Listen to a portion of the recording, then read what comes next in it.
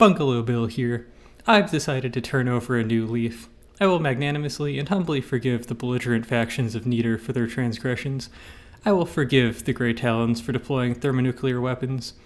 I will forgive the Steel Striders for forcing me to fight a proxy battle against their foes, and then turning their backs on the olive branch that I offered them when we found ourselves at odds. I will forgive the Twin Guard for standing on the sidelines and remaining neutral while hoarding the precious commodities of Nieder before joining the Scarlet Dawn in an all-out war against me. I will forgive the Scarlet Dawn for their attempt to exterminate all life on Nieder. I will forgive the Deepwater Guard, Lightning Hoods, and White Flares for being themselves. It was my fault for expecting any more from them. All is forgiven. As the world revolves around me, and I have changed, we will find that the world too has changed. We will be placed in the center, where we belong, a seed in fertile soil. Let us go forth, be fruitful, and multiply. Amazing. And pause. So, here we have our starting fortress, and apparently this is what Rambot was up to before we took over, and unfortunately it's not very good. So, as is usually the case, we will be replacing it and putting our own stuff in its place. I am still on the beta branch, but it looks like Fog of War is now in play, so I'm going to have to build a satellite soon. But first, we're going to build a few harvesters, a factory, and then tear down the starting fortress. Now, I'm going to use all of my commodities. I don't actually think that they'll be particularly useful in the meeting. Maybe I'll find out that I'm wrong. If that happens. Such is life. Our Thopter harvesters only have one repair tentacle. They're way more efficient than my other harvesters because they don't use RTGs, they use fuel engines. And for a very hard playthrough, I really want to be as efficient as possible. Moving out. However, I did not make a capture vehicle. So let's look at what we have here. So basically, I'm going to put as many harvesters as possible on every single available resource zone, whether or not I can actually build anything there. That's going to be sort of the main deal. So I'm going to tear this down, collect some amount of resources from that, which is quite a lot, and I'm going to build a lot of harvesters. Where's the capture zone here? I believe these overlap. Moving out. Listening. Everything's out of play. Excellent. Looks like we should probably have one more factory, but I'm probably going to put it on the Golden Trench.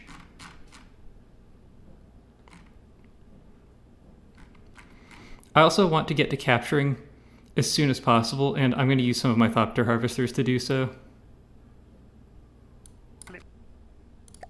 These are all going to become one fleet so that from a distance I'll be able to tell how many resources we're working with there. I'm also going to build a factory here and maybe even two. I'm going to set a little bit of material procurement here so that my Thopters stay empty and I can immediately pull one of them off to begin capturing. Then I'm going to make an additional spy satellite and an additional harvester expressly for the purpose of capturing and getting a little bit more vision. All right, now that my setup is complete, I'll save the game so that I can continue off of there if I get a crash, because I have not had very much luck with not having crashes recently. And let's take a quick look everywhere to make sure that we're harvesting everything out. We are harvesting that out.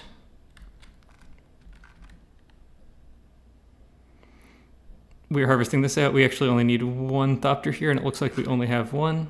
Merge these together.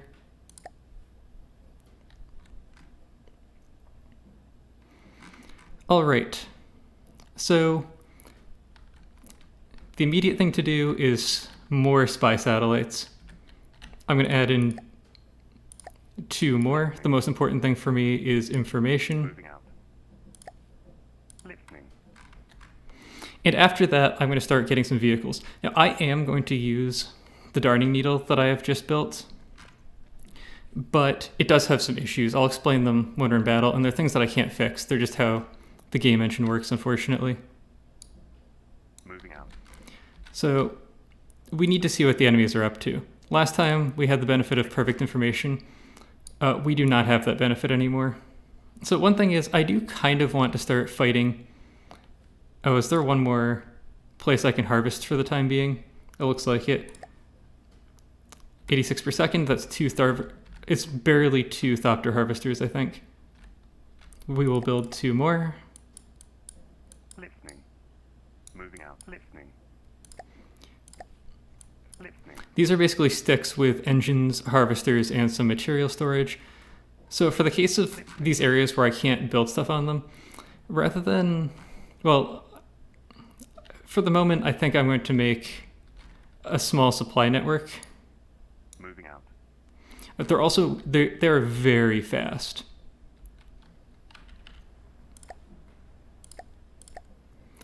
So in this period of peace, we will start our supply network. And our supply network is based off of the Lydia, who is sworn to carry our burdens. Listening. I forgot to save her as a cargo. Listening. Please build my Lydias. Listening. Excellent. Here's 1 Lydia. Moving out. She will be responsible for servicing Moving out. areas north. There's nothing here. Moving out. Well, that'll just stay that way. Inefficiencies. Moving out. Moving out. Moving out. Listening. And the other Lydia will be responsible for servicing this location. Moving out. Now, something that I do want to do, because this is very hard neater, is to start bullying the enemies as early as possible. Moving out. So, in particular, I want to waste resources of the white flares and the lightning hoods, rebuilding bases. I can do this with the Onyx Watch as well. The thing about them, well, I can really do this with everyone. I might see how the meeting goes, or I might only available when all of your enemies are dead. Once you do this, there's no going back. I think in very hard, you're still supposed to, or for the first meeting, I think you're still supposed to be able to call the meeting early.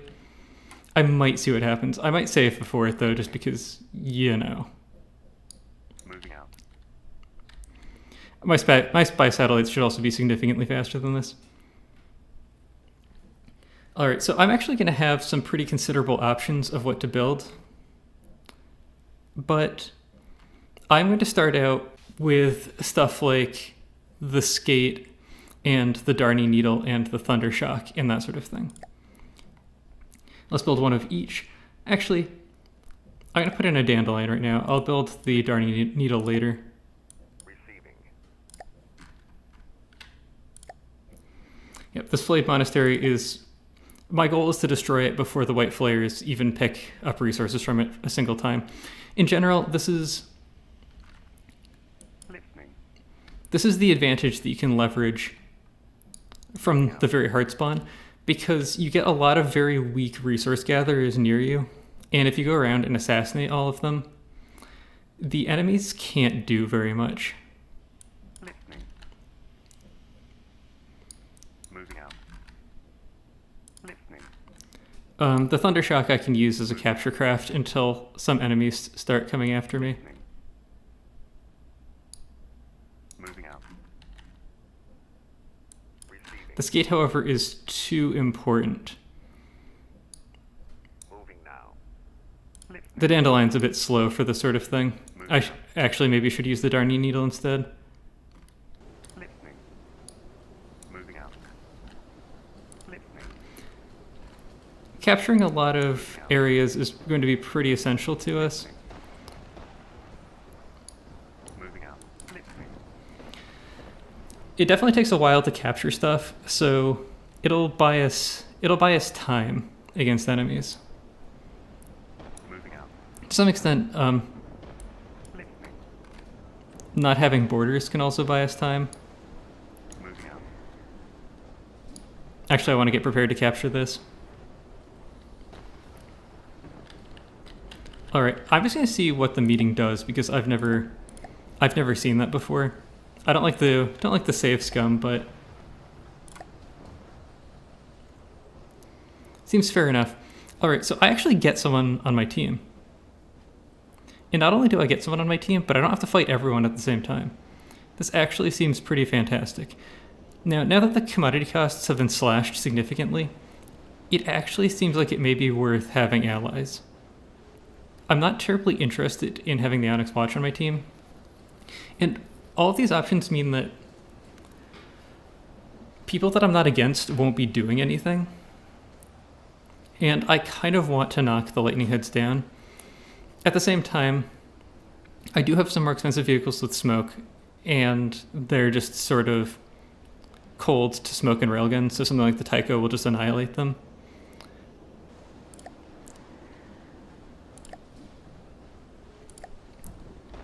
Okay, so we'll have the Onyx Watch on our team. They're not very good, but it's better than nothing.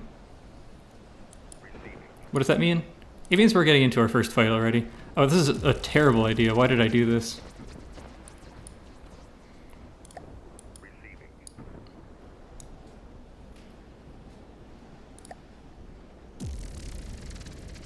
Moving now. Moving now. Let's see if I can keep it out of trouble. This is going to be quite the task. Receiving. Moving now. Moving now. We don't have long-range missiles, so the Flayed Monastery actually gets to fight back against us. I think we're good. I think there's enough space around the Flayed Monastery that I can put us on auto. I do need to keep a close eye on us, and we will be taking some damage. I'm holding our weapons. Not the best situation. Oh, we could also just get hit by a lightning bolt. I'm reasonably certain those actually do damage. Alright, I do see us doing some EMP damage, which is nice. I don't know if we will actually take out anything important with EMP. I see some AI cards and stuff falling off. We only dealt 3% damage with that strike. The missiles on the skate are not terribly dangerous. Let's keep an eye on us. We're going pretty far away. But they can do a really nice job of messing with important systems on an enemy, and I see more AI components falling off. We've taken 2%, so we are taking incoming fire, but we're dishing it right back. Flayed Monastery is not terribly dangerous, but the skate is not necessarily the type of thing that you would necessarily use to fight against it. However, we are not taking much damage, and we have Rambot, who gives us just a little bit of extra padding. However, we're not cutting into the missile firepower of the Flayed Monastery, and we have not succeeded in AI deading it either. I say that, but I'm not sure it's firing missiles anymore.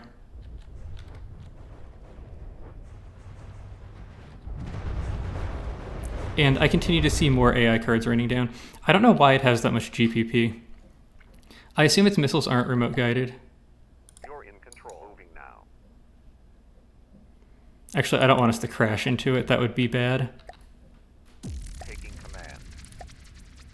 So where was it? I was sending the Dandelion out on a mission. Moving out. It's going to be rerouted to Moving out. the Deepwater Guard. Listening. Moving out. Moving out. We can probably distract the white flares sufficiently. Now, I'm using the Thundershock to capture. I'm either going to build another one. Actually, I'm going to build a Thundershock and a Darting Needle, I think. And that'll sort of be my defense against Swarmcraft. After that, I'm going to save up a little bit of additional money Listening. and start building something a little bit bigger.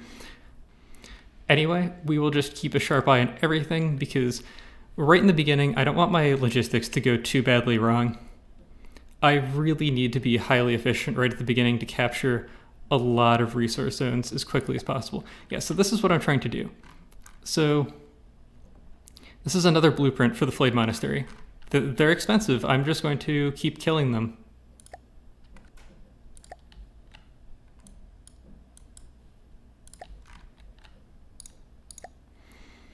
All right.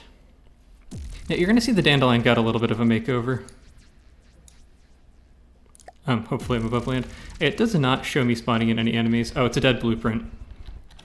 Yeah, so I'm not sure it's really any better, but I decided to give us a little bit of color. I didn't add any more decos or that sort of thing. The Thundershock, I did add some more decos on. Okay, how long is this going to take? This is a dead blueprint that we're fighting. There we go. I want to get a little bit closer before I start fighting. We don't really need to kill this, but I'm still going to. It's worth a few resources and stuff. I could already start harvesting here. I'm not going to. It'll be annoying if they keep slapping blueprints onto it.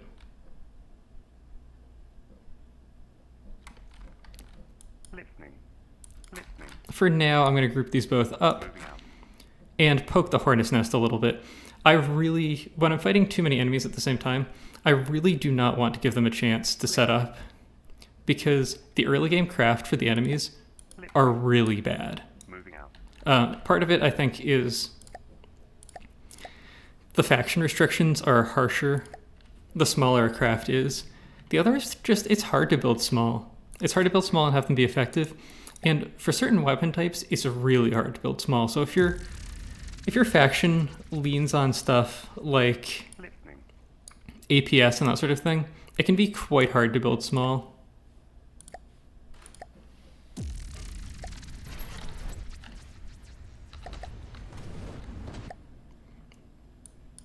Even though it doesn't really matter, to be fair to the enemy, I'm always going to spawn everything in. So this is the Falkenheim. We have shelled the Falkenheim with the Dandelion before. I'm not sure I've done it with the Hesh missile equipped Dandelion, but I expect us to make short work of them. I suspect that this fires dumbfire missiles, so our flares are probably doing absolutely nothing.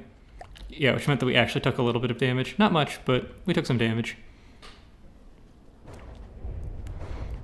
There's also a missile large enough to attract... These missiles are medium, I think. Or they're... No, we were shooting at the Duster Marine. Okay. Our Sea-Wiz does not shoot against small missiles. So, yeah, they are in fact small missiles. We shoot our missile interceptors against them, but we don't really have enough to intercept a small missile barrage. At this point, it looks like we're preferring block count. I'll just force us to shell the coastal defense. The same reminder as always, these enemies are armed, so these are not war crimes to shell these houses. And in addition, I don't capture things.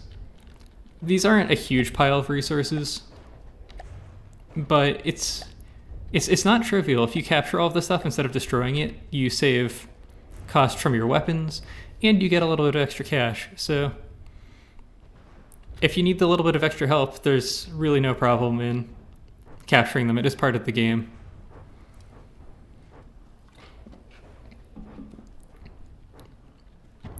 There's really no right or wrong way to play. Some people like to try to speedrun it and just make the fastest craft that they can and go and kill all of the enemy headquarters with Rambot. You can certainly do that.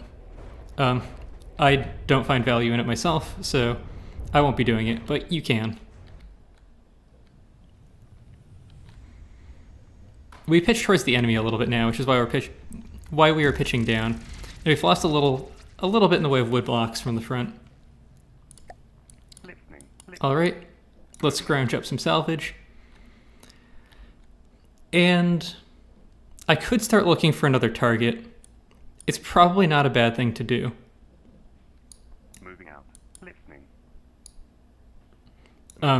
The Dandelion will probably be blind for a little while. I'm just going to have to accept that. Alright. We are ready to do some additional capturing. Oh, do I not have... Oh, I pulled my spy satellite from here. I need to make another one before it's actually a problem.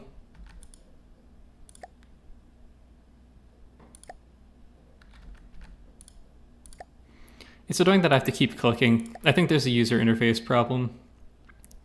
Listening. Where Moving out. the tooltips keep getting under my mouse. Listening. So we'll have to pay attention and see if they, come to kill me or anything. Now I'm gonna have to start deciding a first actual craft to do. I kind of want to do a surface ship. Now, with this many enemies, rapid response vehicles are sort of a premium. So maybe I should prioritize faster ships instead. But I'm gonna build a lungfish. You'll see a variety. I'm gonna try to build a reasonable number, including the Drunken Duck, which is a new vehicle. You haven't seen it yet. I built it off camera in the gap between the Tycho and the Darning Needle. It uses the main guns from the Tycho. It's not super interesting as a vehicle. Even before I fight the Twin Guard stuff, this is probably Deliverance or whatever their other thing is. They do have one cargo vehicle that can kind of fight. So this is the first place that we could actually lose things, because these vehicles are going to be terrible in this kind of fight. And the Darning Needle is highly unreliable. Which, I'm going to pause and take a quick look at the Thundershock now, because it's a little bit different. So, what's going on here? Well, I've sort of settled on a new color scheme. Maybe I'll change it again, maybe I'll keep it. But I'm moving forward with a lot of craft. I've replaced the turquoise with a sort of pastel color, and then just the white, black, and gold. So, I don't know if I really love it or not, but the turrets can now elevate. I did a thing with them so that there's a little bit more interesting stuff going on. It's no expert deco work, but it's something. And it's on the bottom. They're also allowed 6 degrees, which might be a little aggressive. Maybe I could give them a little bit more. But if a target is fairly even with a Thundershock, they can shoot with both lasers. This does mean that I should probably allow it a small amount of roll to target, because then it would be able to shoot here with both lasers. So, I'll remind myself what I'm shooting against. A lot of APS. So, we might have to retreat and pull away. This might just be too much APS. And we'll see what the Darning Needle is doing. It looks like it's not the one taking fire. I didn't recolor it, so it's still the pastel purple, but I made the wings white. They look better this way. So let's get the battle going, see how much damage we take, and let's talk about why the Darning Needle doesn't work, or why it has issues. The thing that I've noticed with it that's the biggest problem is it gets a lot of shells warping into its wings, and I have a suspicion as to why this happens, and I'm not, let's see where we're taking damage, and I'm not the first person to have this suspicion. That it's not the shells warping into the wings, it's the wings warping into the shells. What I mean by that is that, we're building a Scorn Swarm now, but it looks like we've popped turrets, so they're down to 41 APS. So, is that every frame, a velocity vector is drawn for the shell, collisions are checked, and then the projectile and vehicles move. However, the projectile does not, it looks like we're defending pretty well here, the projectile does not take into account the velocity of the vehicle, and that's fine. It'd be a very expensive calculation if it had to, but it means that the vehicle can warp into the shell, even if they didn't collide, and then it'll just be in the vehicle for the next collision check, and you'll have a shell detonate inside your craft. And the faster your vehicle goes, the more likely this is to happen, which is why I see it happen all the time with the wings. That I tested this against the Allegiance, which fires very light flak shells, which are completely incapable of destroying these wings, but they would warp inside the wing and take out the wing blocks without destroying the shell. The fix for this is to, when a shell collides, to go back and find the entry point for every shell. This is the same calculation that initially happened for the shell intersection, except it's not going to be exact to find the entry point. You'll probably take the combined, or like the difference between the velocity of the shell and the craft, draw a ray from the shell, and then look from outside the craft in and see where it hits. So it'll be the exact same calculation as was done earlier for the collision. So it won't be very computationally expensive. Every time a shell hits a craft, you'll have to do one additional collision calculation for the shell. So you figure if shells, on average, travel a second before they hit an enemy, it'll be about a 2.5% increase. I was wondering if the fight was going to end or not. Excellent. So we are not actually going to stay. Listening. Oh, intercept all you want, rapier. I don't think this is actually harvesting, is it? No, it's at 0%. Yeah, we're getting in there. Moving out. I don't feel particularly apologetic about this. This is how the cookie crumbles in very hard mode. Oh, there's another vehicle I have to make. I completely forgot about it. Yes. So we will go here.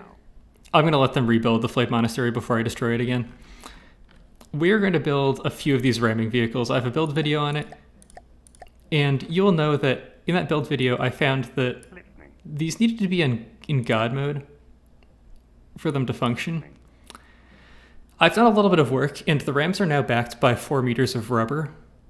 So in theory, if they hit dead on, they may have no material procurement. If they hit dead on, in theory, against a stationary target, they will never detonate. In practice, I find, given their angle of incidence, moving enemies, that sort of thing, they detonate 10 to 20% of the time. The rest of the time, they just kill things. I don't think it's going to be that interesting for them to fight on their own. It's basically just going to be like a 10% chance that they explode. Oh, I used some of the lungfish's materials. That's not great. And I'm going to burn more with the reamer later. I might build a supply ship or two, some additional Lydias. Moving out. Listening. Or I might bring in Thopter. Oh, I'm going to bring in Thopter harvesters and start harvesting off of some of these points as forward bases.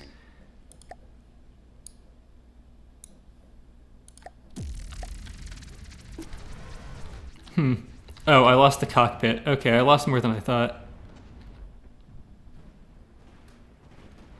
Well, the cockpit's not that important. Looks like I'm having a little bit of trouble. Well, I did. The Rapier is a fun little ship. I kind of want to make a paddle wheel ship or two. I've heard some people express that you can get some pretty good speeds for low material draws on them.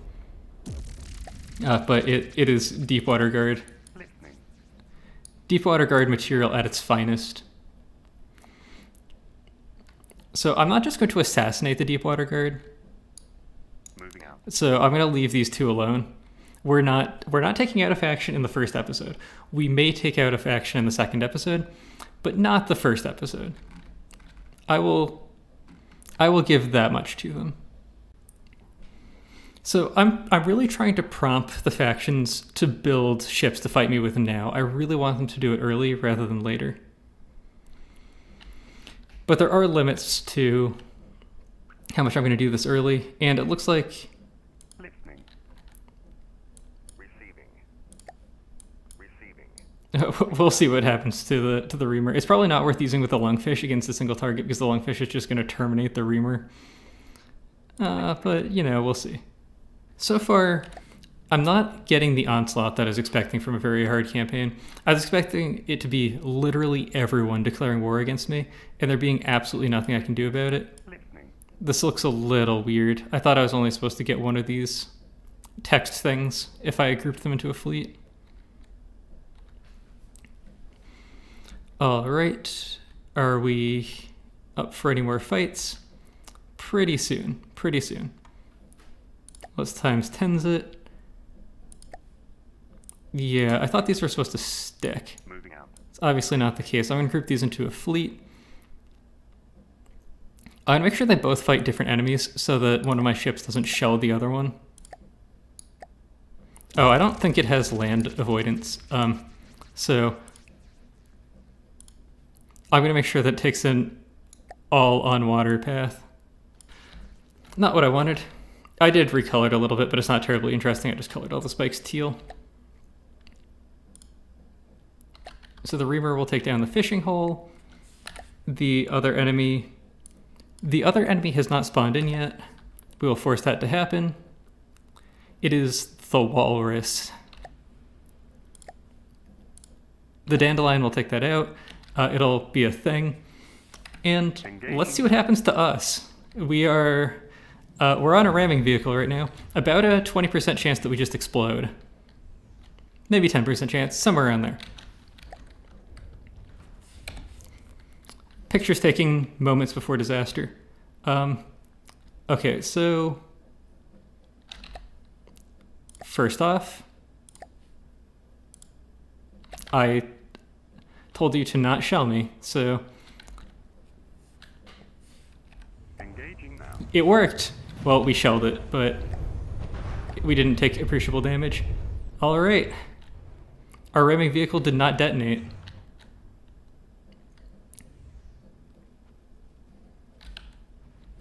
It's possible the walrus is going to be dead before we get there. I should probably make the reamer not ram it. It's purely beneficial for me to do that. But let's see what happens. Nice. 2 for 2. We're still shelling it a little bit, but it's pretty durable. I've got a bit of scruff on my chin, haven't I? Listening. Moving out. All right, here we go. We are significantly outgunned in this fight. We should win really easily as long as our reamer doesn't explode itself on enemy rams, which is a distinct possibility. We also can't repair. Not that the enemies can't either. All right. Let's see what's going on. I need to make sure that the reamer isn't targeting something with rams if possible. And I think that's the upgraded prowler. I also want my two guys to be targeting, my two ships to be targeting different enemies. So the dandelion, I think the corsair is actually kind of scary. And the reamer will take out the prowler. Engaging now. I did do some experimenting with melee weapons, and they can get really scary, like really, really scary. I consider the reamer kind of fair because it doesn't do anything that the white flares don't do. That was close. Listening.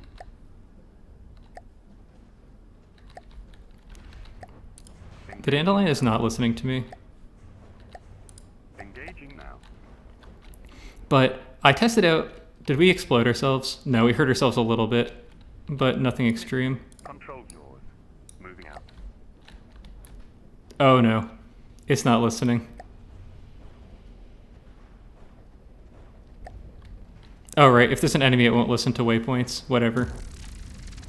Alright, that's Captain Cell's fleet. The reamer does not do anything that the white flares don't do. Moving out. I'm gonna pull these guys back for some repairs now. Refuel and repair. Moving out. Moving out. I'll rendezvous them with one Thopter Harvester here, actually. Moving out. Listening. Moving. So that was my first raid against the Deepwater Guard. I'm going to clean up the fights that are waiting for me here, and then I'm going to end the episode. So we've gained a significant amount of territory in this first episode, and actually gotten in a reasonable amount of fighting. I'm almost certainly going to pull the reamer from this battle. I really don't want to use it for no reason. We're also going to take a look at the lungfish. I didn't do much for it, Receiving. but it's painted with the same muted color scheme. I tried to do like a different deck color or something, and some other stuff with the waterline, and both should be red under the waterline, but it at least looks better than it does before. It will never be pretty. This looks way, way creepier in the dark. I'm a little scared, actually.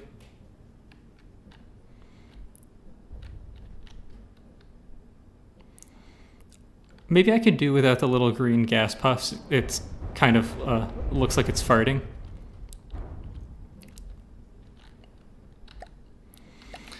The lungfish is not an offensive powerhouse. It's not a cheap vehicle. 162k, only 91 firepower. but it's pretty bulky and has moderate active defenses for such a cheap vehicle. I might bring in the Drunken Duck next, but I'm not sure I really want it until the enemies start building something that's big enough, because it uses chonky railguns that are built to take on like mid-late game craft, and if you just over-penetrate early game craft with them, they're not worth using.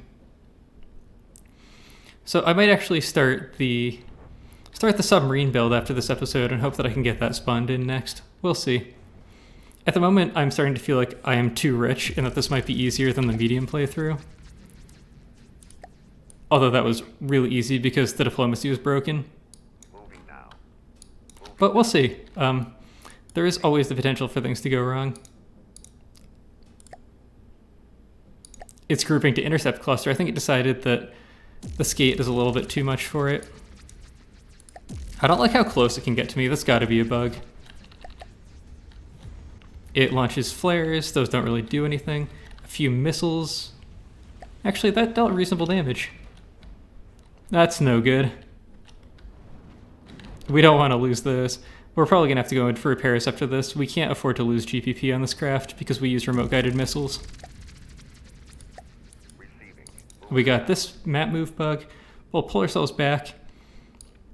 For next episode, I'll probably build... I'll either save up and just... No, I don't want to bring the Tycho in already. Well, I'll figure something out by the next episode. It'll probably be a new craft, but maybe it'll be a retouched old craft instead. Moving out. Listening. Moving out. Let's make sure that we're always capturing. And I'm going to save the game. This is enough from the depths for one episode. I hope you enjoyed watching, and I will see you in the future.